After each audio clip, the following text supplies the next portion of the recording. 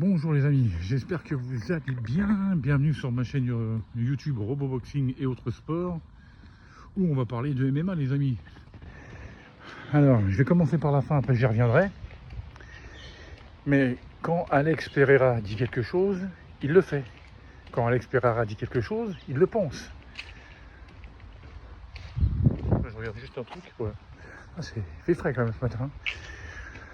Quand il dit que la dernière fois il n'était pas en son assiette, que le camp d'entraînement il avait pas été terrible et tout, qu'il avait mal combattu, mais même qu'il n'était pas en son assiette, qu'il n'avait pas combattu comme il fallait, et que là à la revanche il allait reprendre sa ceinture. Résultat, chaos technique en 1 minute 20. J'avoue que j'ai été surpris. Et en fait quand j'ai pris l'UFC 320, je crois que c'est ça, l'UFC 320. Je me suis réveillé à 4h30 du matin, je me suis dit, moi les 3 combats qui m'intéressent, c'est Khalil Country contre Proraskaya, putain j'ai du mal avec ça. Voilà, Zvalishvili contre... alors lui je l'avais jamais vu. Sandegan, je crois, je l'avais jamais vu, mais ça fait bonne impression. Et puis évidemment la revanche entre Alex Pereira et puis Ankalaev, voilà. Oh les noms, les mecs, vous avez ces noms. Et donc, j'ai vécu 3 super combats, donc c'était vraiment bien. J'étais plus pour Khalil Country, moi. Qui avait dominé les 2 premiers rounds. Puis après, pour Alaskaya, dans son camp, ils ont dû lui dire, bon, bah mon pote, t'es en retard. Il a mis la marche en avant et il a fini un KO assez spectaculaire avec des crochets super fulgurants. Je n'avais pas vu contre Alex Pereira, il ne nous avait pas donné la même copie. Enfin après, contre Alex Pereira, il faut le faire aussi. Hein. Mais pas très spectaculaire comme style, mais super efficace. Et, dommage parce que je trouvais que Country avait une meilleure boxe anglaise et tout, et puis des crochets assez fulgurants. Mais bon, c'était un beau combat. Après Dvalishvili contre Sandegan, c'est du Dvalishvili quoi. Voilà, il presse, il vous roule dessus. Beaucoup de lutte et tout, donc ouais. Et l'autre, j'avais jamais vu combat, c'est une bonne boxe anglaise, il a pas assez profité de sa taille. Il aurait dû continuer la même tactique que dans le premier round, où il prend le premier round, bon après il se fait rouler dessus, hein. Faut pas mentir, j'ai même cru que le combat allait s'arrêter au deuxième, quand à un moment donné, Dvalishvili il a accéléré, debout. C'était super impressionnant, c'était bien, mais l'autre a bien tenu, on a eu droit à un 5 rounds. Donc je me suis dit, la soirée, la matinée commence bien, on va dire ça comme ça. Alors après je me suis dit, bon, la revanche, Alex Pereira contre Ankalaev. Je me suis dit, en écoutant les commentateurs, ils disaient, de toute façon, si Pereira veut gagner, il faut qu'il la mette KO. Et je me suis dit, putain, moi les Dagestanais, pour les mettre KO, c'est des durs au mal et tout, c'est comme les Mexicains, c'est comme les Cubains et tout ça, c'est comme les Russes. Je me dis, ça va être chaud quand même. Ce que j'aimerais déjà, c'est qu'il récupère sa ceinture, même si c'est au point. Et bon, l'entrée toujours de Pereira, c'est comme s'il s'arrête, il tire à l'arc, le cri de guerre et tout, le regard super froid dans la cage et tout.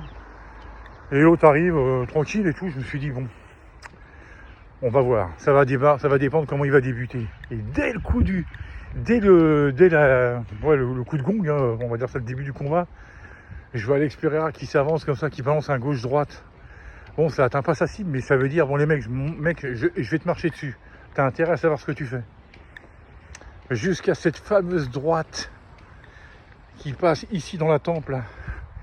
Et là, je vais en KLF, en déséquilibre et tout. Et là, l'autre, il le massacre. Coup de coude de Pereira, droite, coup de coude, dans les côtes, dans la tête. Alors, ça n'arrivait pas forcément, ça touchait pas vraiment son but parce que en KLF, il avait des gants comme ça. Mais comme il n'y avait pas de réaction, c'est pour ça que l'arbitre il a arrêté le combat. À un moment donné, il s'est penché. Il a dit, bon, il se fait massacrer, il y a un déluge de coups qui lui tombe sur la tronche. Bon, tu réagis pas, j'arrête le combat. De toute façon, il n'était pas en position de réagir parce que quand il s'est levé, il était un peu. Il se demandait où est-ce qu'il était, quoi. Et le calme de Pereira qui fait signe avec ses mains comme ça, là, qui retourne dans son coin, genre bon, bah voilà, la pression redescend. J'ai récupéré ma ceinture et tout. Logique. Bon, moi, je suis content parce que j'aime beaucoup Alex Pereira. La seule fois où j'étais contre lui, c'est quand il a combattu Adesanya, mais ça, Adesanya, voilà. Et puis, voilà, c'était une belle soirée MMA, des beaux combats et tout ça.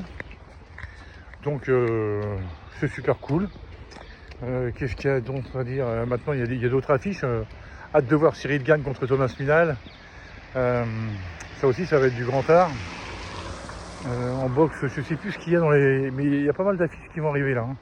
Bon, alors bon, faut pas me parler du cirque contre Gervonta Davis et Jake Paul, parce que là... Bon, Gervonta Davis, c'est un de mes boxeurs préférés. Hein. J'ai son blaze sur le crâne, mais... Bon, Jake Paul, je peux pas le blairer, donc j'espère qu'il va lui mettre une branlée, même si c'est un match d'exhibition. Voilà, quoi. Que dire d'autre? Dans les autres sports, bon, le Real a gagné hier.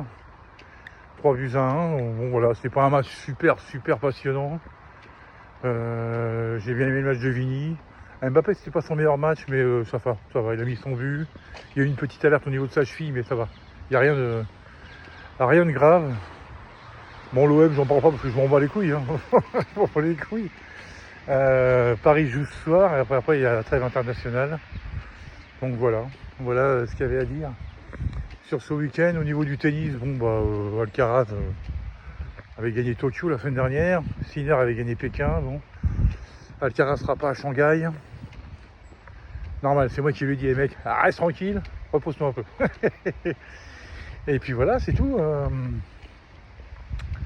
C'est tout. Je ne vais pas vous parler de piercing non plus, hein, parce que j'ai passé une super semaine. Hein. Attention, allez tous à l'empreinte tattoo piercing. Créteil.